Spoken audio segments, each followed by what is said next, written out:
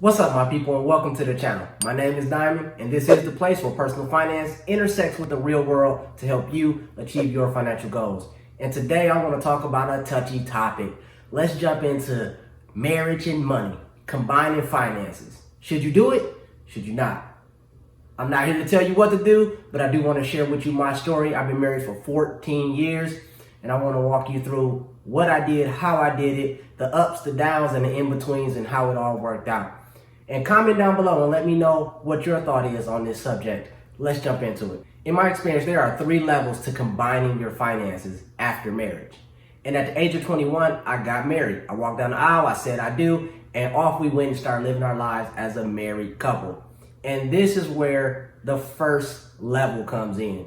And this was combining our accounts. And by the end of this video, you're gonna know what all 3 of these levels are and how they operate.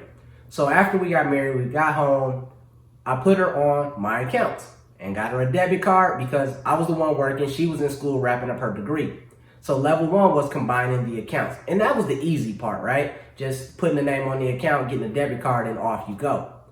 But not so fast, because every level has different curveballs that you have to learn and learn how to operate. And I definitely had to, because even though we were just getting married and we were relatively young, well, I've been working and making my own money since I was like 15 years old. So I was used to having my bank account, having my account, and it was always only just me that had access and was spending it. So now I have a new person who has access to the account. So it took me a little bit to get used to having somebody else spend money out of the account. Now, I never made any indifference with the money.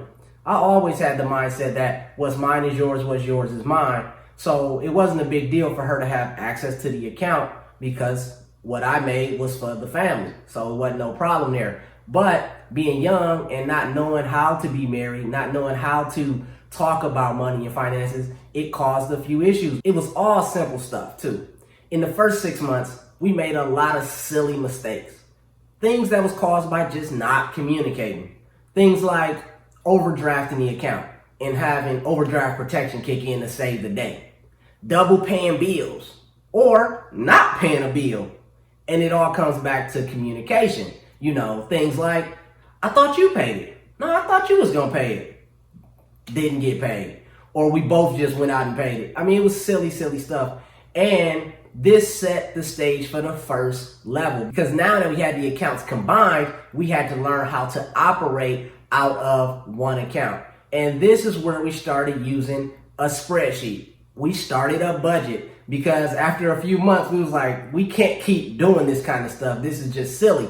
So we started a spreadsheet, and this wasn't some fancy spreadsheet full of advanced formulas and pivot tables linked to an Excel database. It wasn't nothing like that. It was simply a column of what we need to do, what does it cost, with income at the top, and just writing down what we had to get done. And then we just assigned who was going to pay the bills. And that was because it don't take 2 people to go in and click the pay button. It only has to be one person, but it's good to identify who that's going to be. That way you're not double paying bills or missing bills. Those were the things that we had to do in that first level of combining our accounts. And this was us getting started in our journey. I'm going to be honest. I'm glad that we combined our accounts early in our marriage and was able to work through these smaller hurdles early on, because it wasn't long before my wife graduated college and started her career. And it wasn't even a conversation. She automatically had her paychecks from her new job direct deposited right into the account that my income was going into. And it was a joint account that we owned together. And this was automatic. And this set us up for the next level of combining your finances. And this is where you combine income. You have combined accounts. Now we're going to bring all the income and put that together in a pot. And that was good. By this point, we had already mastered how to operate out of one account, how to run the household. There was no more overdrafts or double paying of bills or not paying a bill. All of that was well behind us. And I will say that I feel blessed, because in the 14 years that we've been married, we really haven't had money fights and money arguments. In fact, over the 14 years, we really only had one major blow up where we had to really dig in and figure it out. And oddly enough, it came at a time where we were starting to get out of debt and really started to get our financial life on track and think about the future. In fact, I may bring her on and have a video just about that. But overall, I can say we really don't have money issues or money fights and things like that. And I have to contribute that to the fact that when we first got married, we combined accounts. And when she started making a substantial income, we combined our income. And this allowed us to live our life the way we wanted to live. On this channel, I talk a lot about the hard lessons I learned, aka the expensive lessons that I learned. But I'll tell you what, combining finances is definitely in the win column. Combining our finances and combining our accounts allowed us to live our 20s just the way we wanted to. No kids, no big responsibilities, the ability to be selfish with our money, with our time, and just have that connection with each other, travel, enjoy life. That is exactly how we lived our 20s. Not thinking about the future, not thinking about long-term investing and all that stuff. We didn't do any of that. We lived it the way we wanted to, and to be honest, it was great. And I don't regret it, not even for a second. Now, I'm not going to sit here and pretend that everything was all great, because it wasn't. But the problem is that what we could see was great. The life we were living was exactly how we wanted it. It was fine.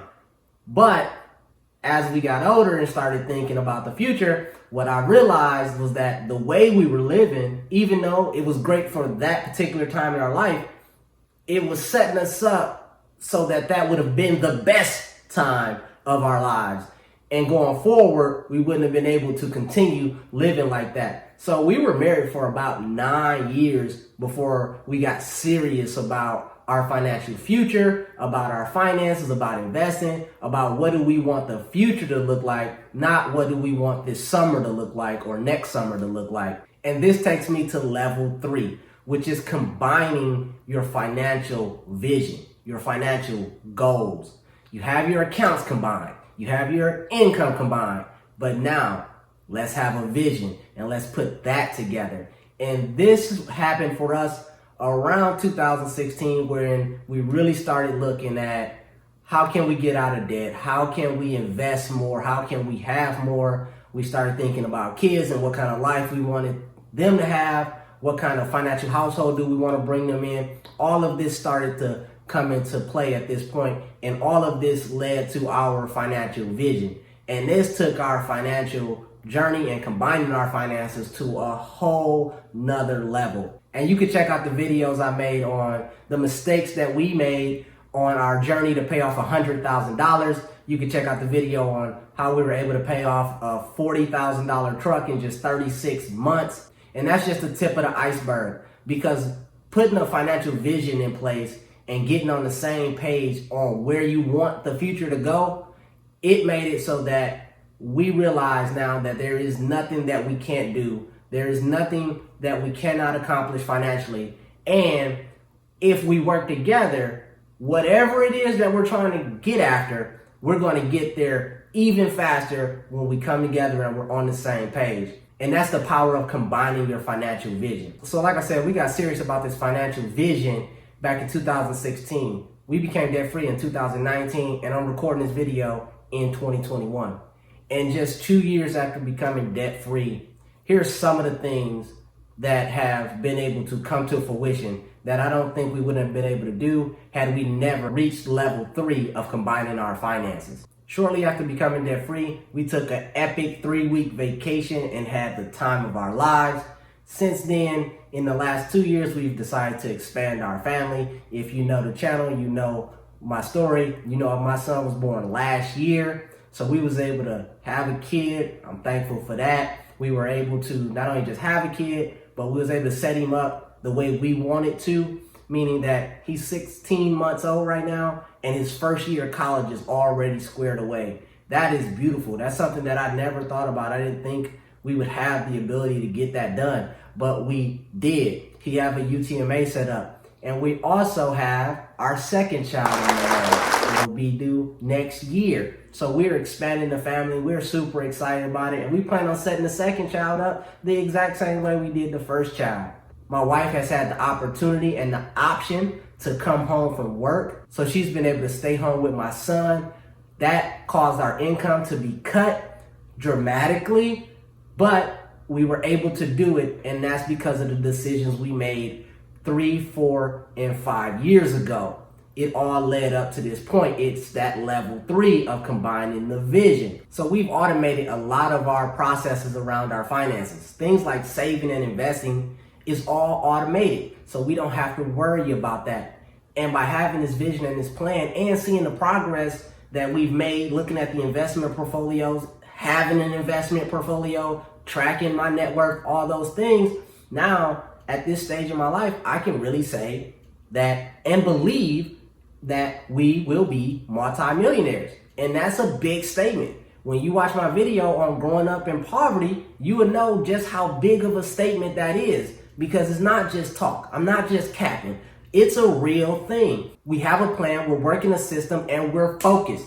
Now, I know there's a lot of opinions around this topic, and I'm interested to hear yours, so put it down in the comments and we can get a dialogue going. This is not my attempt to tell you what to do. This was my attempt to share with you what I've done and how it's worked out for me.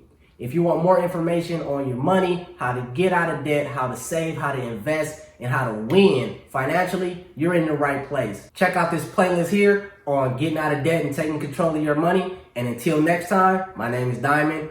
Peace.